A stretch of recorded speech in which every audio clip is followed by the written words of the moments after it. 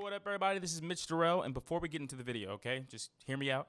I got 3 huge favors to ask, okay? 3 typical YouTube favors, okay? So one, can you hit the like button, okay? The like button, just that little thumbs up. You can just click that real quick. We'd appreciate that.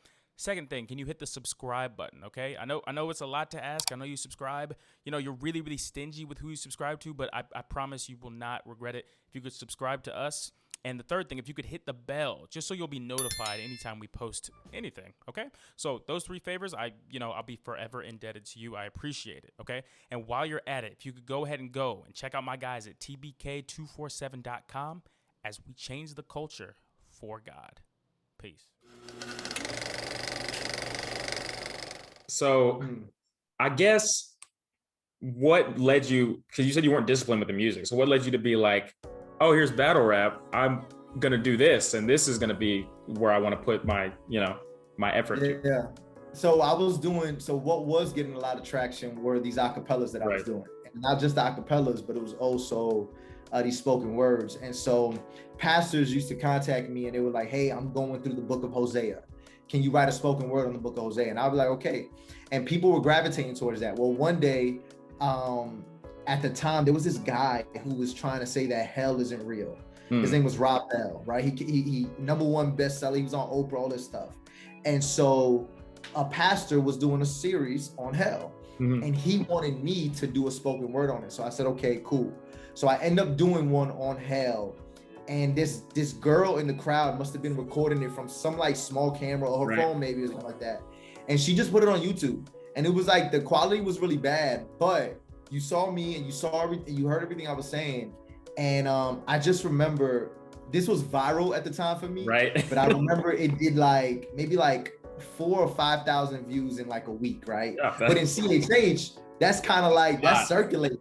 And I remember I got hit up by Jackie Hill. I got hit up by Dizzle. I got hit up by Sho Baraka. I got hit up by all these guys who I was like, even the big spoken word artist at the time, and he wasn't, if you think he's great, but his name was Jeff Bethke or something like that. He went viral off of Jesus over religion, or Jesus is greater than something like that. Like I got Jesus, it was something like he went super viral. He doesn't do spoken word anymore because he's like a celebrity now, but he went viral over there. And he had even came out in several interviews. He was like, yo, Loso is one of my favorite spoken word artists. And the crazy thing about it is like, people's like, who's Loso? Because no one knew who I was.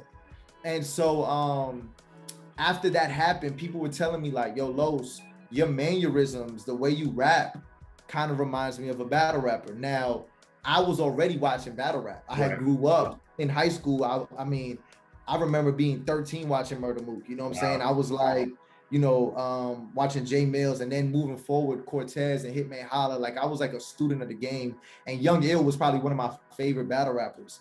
And so when I used to perform, it sounded and it looked like that. That makes sense. It looked like that. And I always asked myself, I said, man, what if a battle rapper was Christian? How would that sound? Because nobody was doing that in our lane.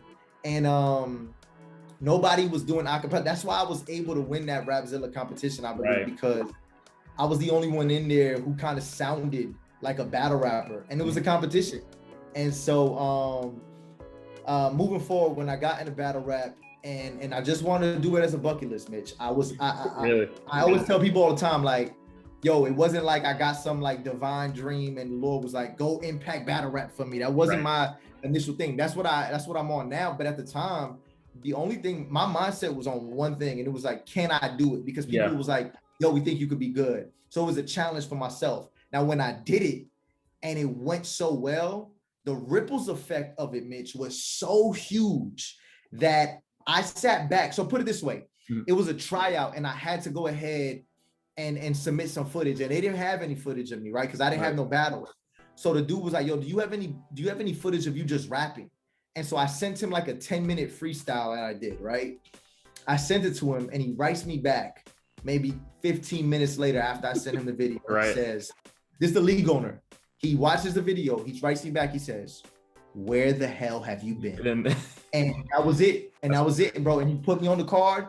I won my first battle. It was a judge battle. it sent shockwaves through Tampa and a little bit of Florida. They were like, yo, who's this kid? And why is he getting all these views? Because I got more views than any of these guys were getting on their own channel. And so after that, I just told myself I can't stop. I have to keep going. And that's where the John opportunity came.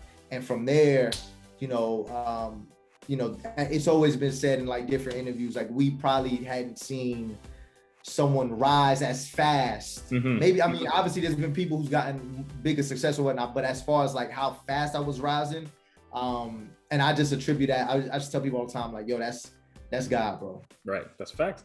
Very when I was younger, I would say, like, you know how we all go through this identity crisis type thing when we're younger? That's good. Yeah, kind of. Like, you don't want to be like friends, indie friends. Oh, okay. So do wonders like AI anomalies. I know that, right? Saga, who was on the same beats. You're definitely more lyrical. So like you're not. I actually knew a guy in Miami that he was going to the same church. And I tweeted like last week that someday I'm gonna have a song with him. I don't know how it's gonna happen, but it's gonna happen.